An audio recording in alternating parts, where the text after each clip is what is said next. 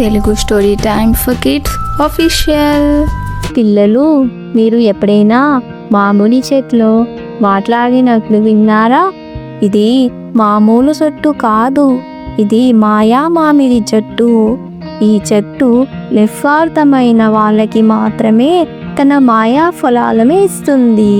ఇది జరిగిందో లేదో తెలుసుకోవాలంటే కథ మొదలు పెడదాం.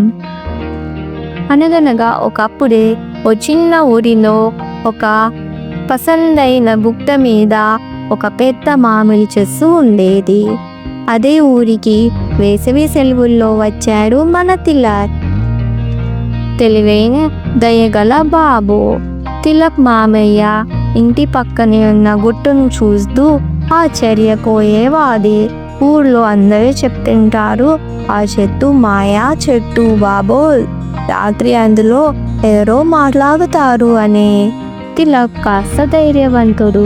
అలా రాత్రి ఒకరోజు ఒక వెలుగు జిగేల్మంటూ ఉన్న చందమామ కింద తిలక్ నెమ్మదిగా చెట్టు దగ్గరికి వెళ్తాడు. ఆ సమయంలో ఆకులు కదులుతూనే ఒక్కసారిగా చుట్టూ మాట్లాడుతుంది. తిలక్, నీవు నిజాయితీగా ఉన్నావా? నా మాయా పనులు పొందాలంటే నిజమైన మనసు కావాలి అని అంటుంది చెట్టు. తిలక్ ఆశ్చర్యంతో చెట్టు అడుగుతాడు, ఏవి అబ్బా మాయా పనులు? చెట్టు అంటుంది, వాటిని తినేవారికి ధైర్యం, మంచి నిర్ణయం, మంచి మనసు కలుగుతుంది. కానీ ముందుగా నీవు నిజాయితీగా సమాధానం చెప్పాల్సి ఉంటుంది అని చెప్తుంది.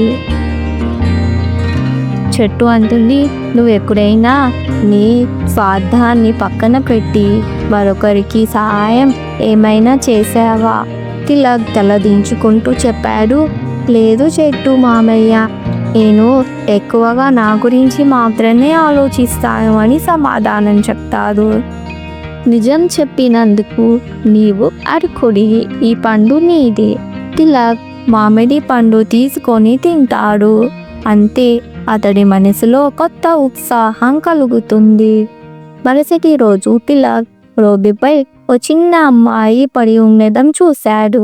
అందరూ పక్కకు వెళ్ళిపోయారు. తిలక్ మాత్రం ఆ పాపని మోసుకొని దగ్గరలో ఆసుపత్రికి తీసుకెళ్లాడు. ఆ రోజు నీది తిలక్ మంచితనాన్ని అర్థం చేసుకున్నాడు.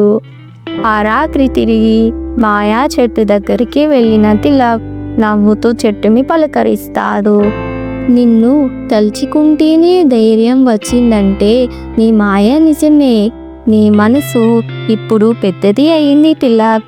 నా మాయకు నువ్వు బహుమతి. తిలక్ తల వంచి చెట్టు ముందు నమస్కరించాడు. Moral of the story. పిల్లలు, ఈ కథ మనకి చెప్తుంది, మనిషి శరీరం పెద్దగా ఉండకపోవచ్చు, కానీ మనసు పెద్దగా ఉండాలి. నిజాయితీ, ధైర్యం, నిస్వార్థత ఉంటే ప్రకృతి కూడా మనకి సహాయం చేస్తుంది. చూడండి పిల్లలు, ఈ స్టోరీ ఎంత బాగుంది.